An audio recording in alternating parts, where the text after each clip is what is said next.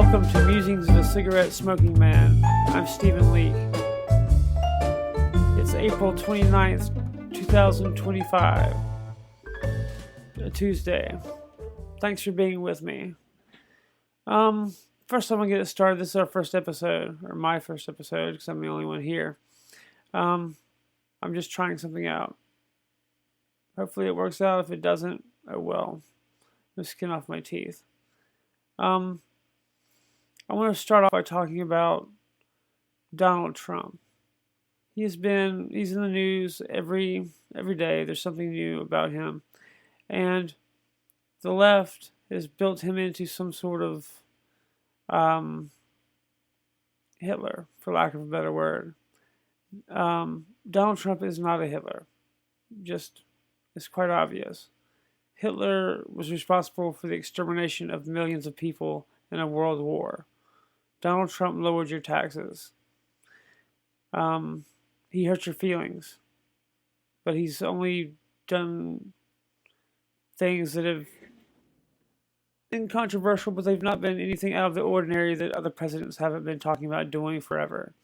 And when you start burning shit down and firebombing Tesla dealerships and painting swastikas and protesting, the country is watching, and it's lost its taste for the Democratic Party. Republicans would love nothing more than for Democrats to keep acting like assholes and making an ass of themselves. Rioting and this borderline domestic terrorism is good for Republicans. All Republicans have to do is not just sit back and watch people leave the Democratic Party in droves. I am proud of my Republican people. You know, the election of 2020 was arguably stolen. And there's good evidence that points to that.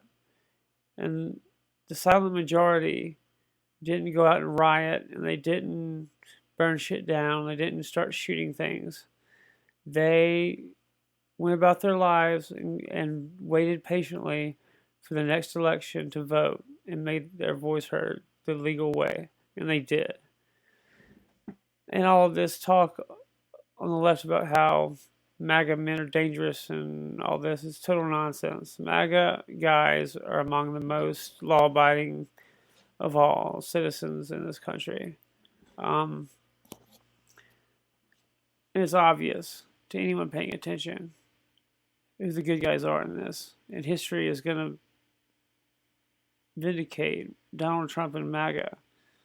RFK joining this movement was exactly what it needed. It was exactly what the country needed. The CIA killed this man's family. And for him to dedicate his life to public service in such a public way, and risk losing his Democrat friends and making a stand, is noble at the very least. And he's gone out of his way and is bending over backwards to do the right thing and do right by the American people. And there are rumors founded on evidence from trusted voices that Mossad is blackmailing RFK, and that this is going to come out and be a major scandal soon. I don't doubt it. That's what they do.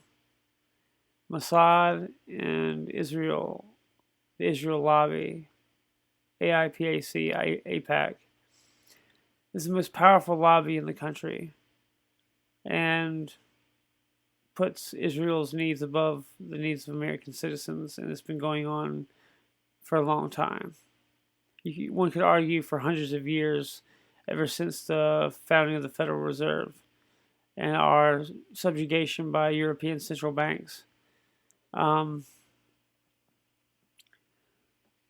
We have to get free of the bankers, or our kids are going to be sent off to wars every generation, forever. The way the Federal Reserve is set up now, we are paying interest on money that is ours to begin with. we're paying the value of the money that we are getting quote unquote loaned for a clerical service. The Federal Reserve is a clerical service. The banking industry is a clerical service. All they're doing is greasing transactions for global trade. They're not the only ones capable of doing this, and we should be doing it ourselves with constitutional money.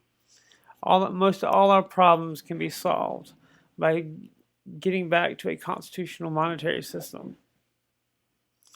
The wars, the hyperinflation, the boom and bust cycles, it all revolves around fractional reserve banking and privately owned European central bankers owning us. We don't have sovereignty until this is corrected. And Donald Trump, if he's worth his salt as a public servant, is going to look into this and do everything he can to correct this. But it's cost presidents their lives before. It's come out in the JFK files that the Israel lobby, who's behind the international central banking, combined with the British Crown, basically worked with CIA to murder JFK because of Executive Order 11110, which would have axed the Federal Reserve and created a constitutional monetary system. That's really why he died. That's really why JFK died, was our money. And the world is set up to run off money. And the quicker you come to that understanding, the quicker you can get out of these self-defeating loops and actually make smart choices and look at the world more critically. I hear a lot on the news about this trade war with China. China is a vassal state of the deep state. They are damn near powerless. They have only marginal power when cooperating by the billions. We have so much more superior technology. All China does is memorize and steal. They teach their children to memorize. They're not good at creative thinking or coming up with new ideas. They have what they have because it was given to them by us. BlackRock has sucked up money from residential investments in residential housing and reinvested that money rapidly into China to prop up an over-the-horizon enemy, to be the boogeyman. China, we've got them surrounded by the first island chain in the South China Sea. They're super fucks. They can't do shit. And Americans do not need to be worrying about China. Anything that they do is going to be done by our deep state. Our military could take out China in a long weekend. There's really nothing to worry about. And that's my biggest message to people, is that America is so powerful, and our power has become even more entrenched in the last 10 to 15 years. We have no real enemy. Every war we fought since the end of World War II has been fighting controlled opposition run by CIA. And we don't have any competition. And even if we did somehow have competition, we have decades upon decades of exotic technology unknown to the rest of the world, waiting for an excuse to be brought into the world.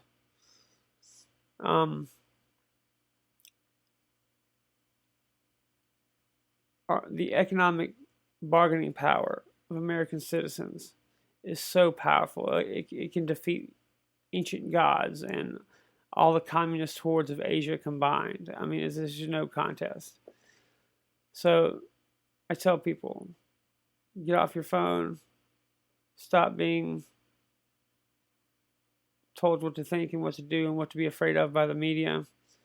The media is controlled by government. It's an advertising arm of the ruling class. And the legacy media is dying, but it's going to make a lot of noise as it goes. Independent media from internet like Joe Rogan, Alex Jones, these are people that people actually like. They're entertaining, and they're giving you better information than you get from legacy media. The only people watching legacy media like CNN and MSNBC are boomers in nursing homes. Everybody else is on independent media from internet.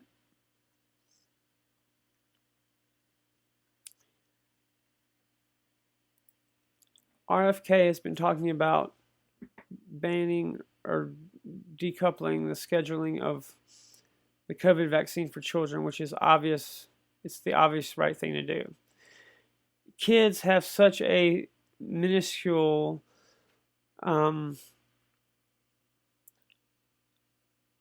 chance at dying from COVID. It's not worth the risk that vaccines propose. Vaccines are inherently dangerous. It's just how they function, and it's not worth the risk they pose to the vaccine injured. To vaccinate kids with COVID against COVID, it's just a stupid risk, and that's not even getting into the arena of the shits. Both the vaccine and the virus were designed to kill people, and that this was brought out intentionally to shove communism and authoritarianism down our throats, which is what happened. It was obvious to anyone paying attention. I've talked to medical doctors, and they've all said the COVID virus is man-made. It contains the HIV spike protein, which the odds of that happening in nature are in the hundreds of trillions to one. It's just not possible. And the way the Biden administration and Democratic leadership used it in tandem with the media to shut shit down and threaten people with jail for wanting to be in charge of their own health care and wanting to live their life without fear. It's just a shameful display of commie authoritarianism by the left. And I hope Donald Trump and Republicans take their power and do good with it. We need more freedom, and we need to enshrine bodily autonomy in the Constitution. That's the best thing we can do, besides tribunals for Bill Gates and Anthony Fauci and all in government involved in this COVID scandal. COVID was the single biggest event in human history, by far, that will have evolutionary consequences forever. So, I mean, it's a crime against humanity, and if we don't do something about it by bringing these people to justice, we have not seen the end of the consequences of the COVID hoax. People are still going to be developing cancers for decades to come, and the damage has not all been done yet. So we're still in the middle of it. Switching gears a minute, I'm an artist. My dad doesn't like that I call myself that, but I don't know how else to describe myself. I grew up in the rural South, in a place called Rock Hill, South Carolina, or actually York, South Carolina. But it's such a small town, nobody knows of it. So I grew up playing baseball and playing in the woods with my cousins and riding dirt bikes and shit like that. And my dad built me a baseball field in our front field with his tractor, where me and my teammates and literally played and practiced all the time. And I've always said I've had pretty amazing parents that have always been supportive. Not many kids get their own baseball field and dirt bike tracks in the woods. It was pretty damn idyllic. And then in high school, I wrestled, ran cross country, and played baseball. I was a pitcher and third baseman. I went undefeated as a starting pitcher my senior year, 7-0. It was all region and defensive MVP for my team. and still, I think, hold a school record for lowest ERA, which was 0.49. My senior year, I had an appointment to West Point, but about 2 weeks before shipping up to New York, I was diagnosed bipolar by a psychiatrist, and he told me that the reason I was such an overachiever was because I was bipolar, and I was not comfortable serving, not being 100%. So I decided to do something fun and study writing and try to be good at that. So I stayed home and cut my teeth developing my craft by myself in my little farm, my apartment on my farm, for 10 years basically without doing much else. And because of it, I now have a skill, which should be about 20 years now. I now have a skill where words kind of flow easy now. But it was not always that way. My stuff was crappy, angsty, teenage, depressive, fucking crap when I started, but I just didn't give up and worked hard.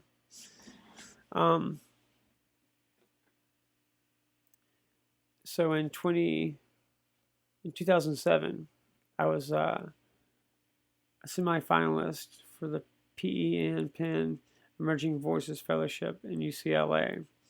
And although I didn't get to go out to Los Angeles for that fellowship, I did get a bona fide credential on my credits, to my credit. I was published in 2022 by Black Book Press and the Beatnik Cowboy, and put in an anthology of North Carolina Bards 2022, and again in 2023. My poem Truth and Soft Days were in those. I'm most faithfully published at the moment by the Beatnik Cowboy, my friend Chris Butler. He's a real good friend of mine and a good guy. Runs that magazine, and I really like it. They've always been good to me. I have a website, stephenleak.com, where I put my ebook of my first apprenticeship unpublished novel, Unplugged. Is free for download by just giving me your email. And I always take donations, but it's free otherwise. And I also have a free ebook of my latest poetry collection, Truth is Power, with the same deal. It's free. I just ask if you can, if you enjoy it, send me $1 or whatever you can spare. I live off my creative endeavors full time, and it's what I live off: contributions and donations to people who read my stuff. I've also got a double album coming out, Truth is Power and Love Kills. They're already out on Bandcamp, and I've got a website, stephenleakmusic.com, where I'm putting out my own music straight to customers. So check me out there, stephenleak.com, and thanks for listening. We'll do it again.